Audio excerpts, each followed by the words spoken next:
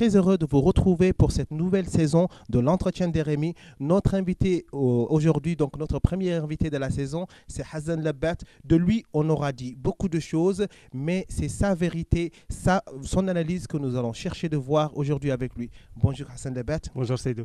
Alors, de votre propre dire, vous avez quitté la campagne de Biram Da'abed pour celle de Mohamed Cheikh Al-Ghazouani. Comment expliquez-vous ce retournement de veste? On va encore y revenir, ça a été expliqué et réexpliqué. Nos spectateurs auront besoin d'entendre ça de votre propre bouche. Il n'y a aucun problème, en fait, c'est une histoire vraie qui est connue de tout le monde.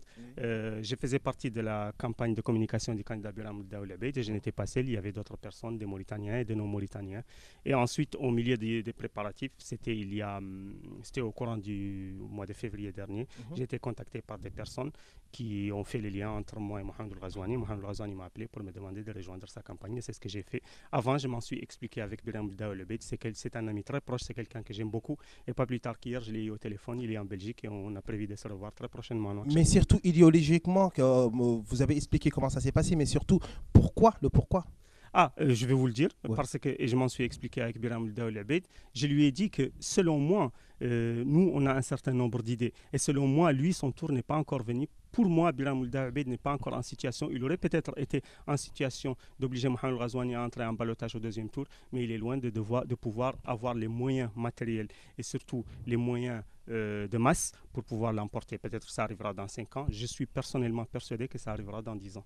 Ok, donc vous avez fait partie de la diaspora mauritanienne en France, au sein de laquelle vous avez milité pendant longtemps. Que pensez-vous aujourd'hui de la diaspora et de ce qu'elle fait? Alors, la diaspora est un peu perdue. Alors, il y a une responsabilité. Nous sommes perdus. Nous sommes perdus. Je suis perdu.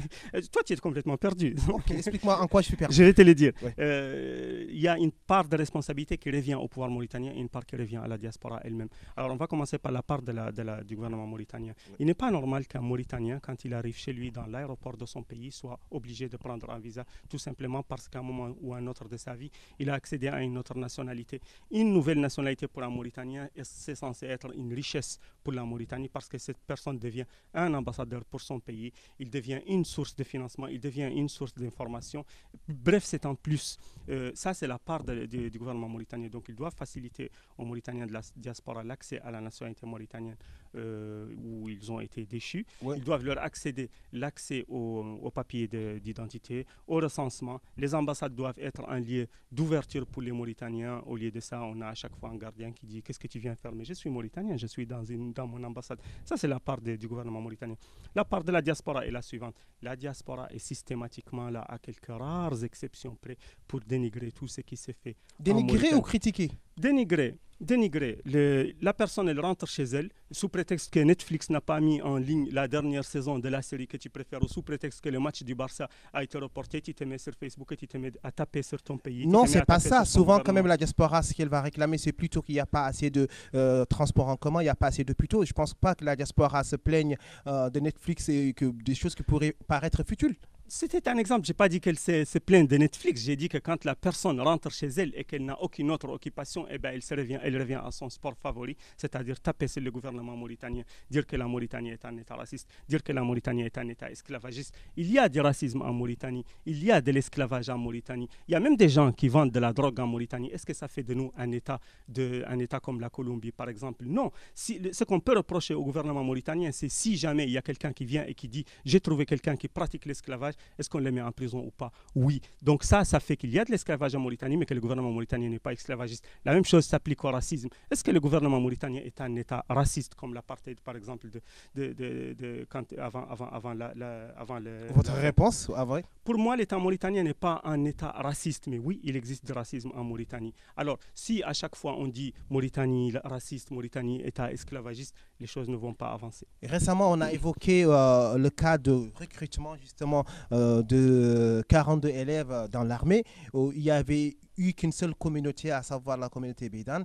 Vous nous dites que l'État mauritanien n'est pas raciste. Comment l'expliquer et pourquoi l'armée n'a pas communiqué dessus? En fait, c'était une erreur de communication de mon point de vue. En fait, ils étaient 47. Ce n'est qu'une erreur de communication. Ce n'est pas qu'une erreur de communication. Mais moi, quand j'ai contacté les personnes qui s'occupent de la communication de l'armée, ils m'ont sorti aussi d'autres concours. Je ne vais pas donner de nom, mais il y a eu un autre concours où il y avait 12 shortlistés qui appartenaient tous à une seule communauté et pas un seul Bédane. Et il y en a eu 2 qui ont réussi le concours et ils sont actuellement ici en France en train de poursuivre leurs études. Si on commence à ressortir ça n'en finit pas. Et ce n'est pas l'objectif. Effectivement, il y a eu un concours et il y a eu 47 officiers qui appartiennent à une seule communauté. Pourquoi? En quoi c'est grave, en quoi ça ne l'est pas? C'est très grave. Oui. C'est à nous de susciter des vocations au sein de toutes les communautés mauritaniennes afin que l'armée mauritanienne soit représentative de toutes les couches des sociétés mauritaniennes. C'est à l'armée aussi, lorsqu'il voit qu'on est dans une situation très tendue et que tous les candidats appartiennent à une seule communauté, de refaire peut-être le concours. Au lieu de ça, ils ont suivi aveuglément la loi. Peut-être que la prochaine fois, ils vont changer d'avis parce que notre richesse doit être reflétée dans toutes les strates de la société mauritanienne parce qu'encore une fois, notre richesse, notre diversité, c'est notre vraie richesse. Alors, notre diversité, c'est notre vraie recherche. On va continuer. Ma prochaine question est que, Hassan Labat, vous avez fait partie du staff de Mohamed El Ghazouani. Vous avez été l'une des premières personnes à annoncer sa victoire quasiment à 13h le jour du scrutin. Les votes n'étaient pas encore clos. Il y a eu des protestations, des membres de la CVE. Un des membres de la CVE a été amputé d'une main. Est-ce que vous dormez tranquillement? Est-ce que vous en assumez une petite part de responsabilité? Si votre question est de me demander si c'est moi qui ai amputé la main du responsable de la Je ne pense pas, oui. La question est non. Moi, j'ai fait la promotion de mon candidat tout au long parce que moi, quand je m'engage à 100%. Je me suis engagé avec le candidat Mohamed El Ghazouani. On a eu tout le staff de communication, on a eu des consignes fermes de ne pas dénigrer personne, de ne pas dénigrer les autres candidats, mais de faire la promotion de notre candidat et de notre programme électoral. C'est ce que j'ai fait. Le jour du vote, j'ai vu les tendances et je les ai relayées. Je n'ai jamais dit un mot plus haut que l'autre sur aucun autre candidat pendant toute la campagne. J'ai dit que je voyais que les tendances, pour moi, ils sont irréversibles. J'ai juste fait la promotion de mon candidat. En même temps, il y avait des gens de la CVE qui disaient nous, on va être au premier tour. Il y avait même des gens du staff de Sidi Mohamed Bakar qui disent nous, on sera au deuxième tour. Ils sont arrivés troisième. Moi, j'ai dit que selon les tendances que moi je possède, mon candidat sera le gagnant au premier tour. Excusez-moi si je suis plus crédible que concernant ce garçon-là dont la main a été amputée. Effectivement, c'est malheureux. Il y a eu la police, elle a investi la case qui était le siège de campagne du candidat de la CVE. Ils ont jeté des grenades. Ce pauvre garçon a pris une grenade. Il a essayé de la jeter sur la police. Elle a explosé dans ses mains. Quand Hamidou Baba a vu Mohamed Abdelaziz, il lui a demandé si l'État peut prendre en charge les soins de ce malheureux garçon et c'est ce qui a été fait. Et je le regrette. Alors, je ne regrette pas que Mohamed Abdelaziz a pris les soins en charge. Je regrette surtout que sa main a été amputée. Oui. Mohamed Abdelaziz, vous l'évoquez. En quoi Mohamed Cheikh El Ghazouani diffère de Mohamed Abdelaziz? Vu qu'il a pris les rênes du pouvoir, ça va bientôt faire 3 mois.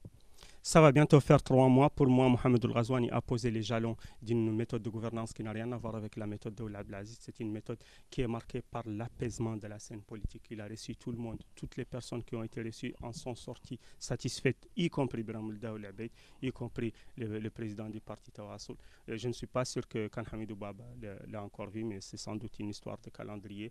Mohamed Abdelaziz a marqué les 2 quinquennats par une méthode de gestion de la chose politique qui est marquée par l'affrontement, par le bras de fer et par la méthode du plus fort. Mohamed El Ghazouani, c'est totalement différent. Mohamed El Ghazouani, c'est totalement différent. 22 anciens ministres et députés ont lancé une tribune récemment pour appeler à créer une aile ou un parti politique pour Mohamed El Ghazouani. Est-ce le premier acte d'un clash que vous prédisez depuis longtemps? Ça n'a rien à voir avec ce que je prédisais. Ça, c'est les soubresauts des mêmes personnes qui étaient derrière Mohamed Abdelaziz et qui souhaitaient qu'il y ait un 3e mandat. Et comme cette chose a échoué, maintenant ils essayent de s'arrimer à la locomotive Mohamed El Ghazouani. Mais pour moi, tant que le président de la République ne cautionne pas cela, ça ne m'engage pas. Alors, on attendait Mohamed El Ghazouani potentiellement au Guédémara qui a vécu des épisodes terribles d'inondation. Certains prédisaient qu'il y serait pour la rentrée des classes. Ce n'est pas arrivé.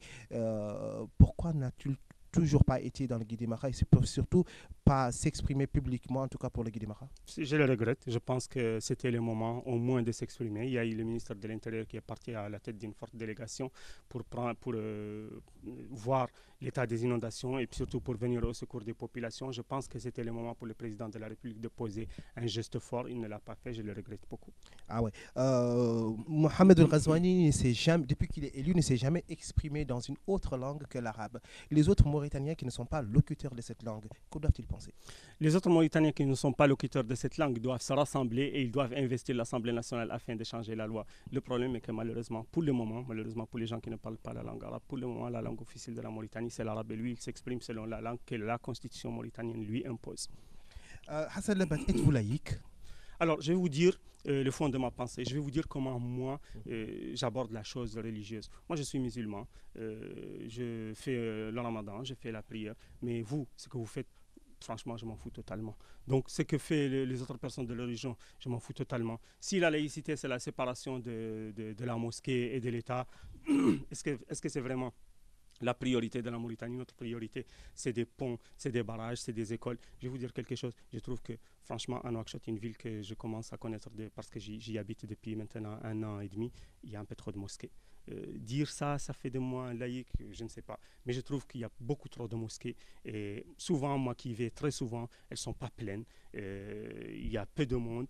Elles sont, c'est vrai, très bien entretenues. Mais quand je vois l'état des mosquées, que je vois l'état de l'hôpital, je me dis, est-ce qu'on n'a pas mis un peu trop de moyens dans les mosquées au détriment des hôpitaux et des écoles? Alors, maître des moyens, Mohamed El Ghazouani, il est élu, on a dit, depuis bientôt 3 mois. Nouadhibou a connu des délestages. Aujourd'hui, c'est le tour de Nouakchott qui en connaît beaucoup. Que doit-on retenir des premiers quinquennats, des premiers mois du quinquennat de Mohamed El Ghazouani? Est-ce justement cela ou est-ce que vous nous proposez autre chose? Alors, le problème en Mauritanie, c'est que tout le monde, ouais. Nous sommes les champions du monde du lancer de la patate chaude.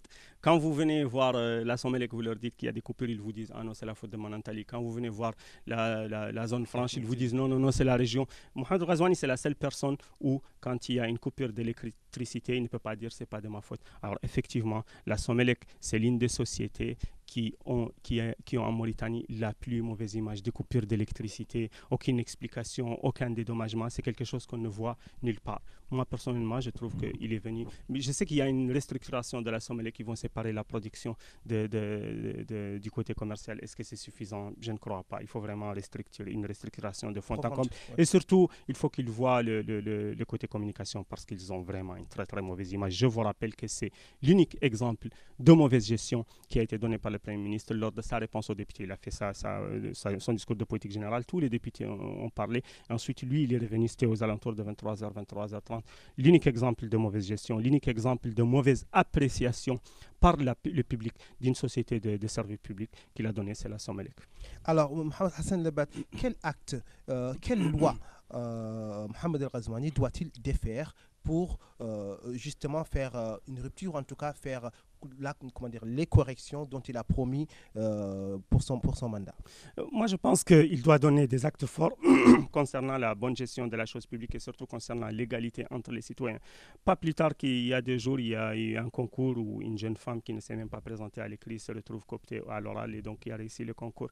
Il y a eu des explications qui sont alambiquées. Moi, je trouve que ça dénote d'un État qui ne met pas tous ses citoyens sur le même pied d'égalité. Et ça, c'est mauvais. Il faut que les responsables de ces actes soient punis. On ne peut pas à chaque fois tourner la page et dire finalement il ne s'est rien passé. Dénoncer cela, est-ce être perdu? C'est un premier pas. Non, je dis dénoncer les personnes qui dénoncent ces actes visiblement d'injustice. Est-ce être perdu? Je pense personnellement que la diaspora, souvent, c'est ce qu'elle dénonce. Il n'y a pas que la diaspora. La preuve concernant cet incident en particulier, la sonnette d'alarme n'a pas été tirée par quelqu'un de la diaspora. Mais peu importe, encore une fois, la diaspora. Et la diaspora, c'est des Mauritaniens. Oui. C'est des Mauritaniens. Moi, je ne tire pas à boulet rouge sur la diaspora. J'en ai fait partie. J'ai dit juste que à un moment donné, il faut aussi faire des propositions. On ne peut pas être tout le temps dans le négatif. Il faut proposer et il faut on peut pas, la diaspora, on ne peut pas dire, elle ne peut pas tout le temps être là pour montrer la moitié vide du verre. Alors, diaspora ou Mauritanien qui se trouve en Mauritanie ou ailleurs, c'était la parole de Hassan Labat. Mettre des choses positives, c'est encore toujours mieux. Quant à moi, je vous retrouve très rapidement pour un nouveau numéro de l'Entretien des Rémi.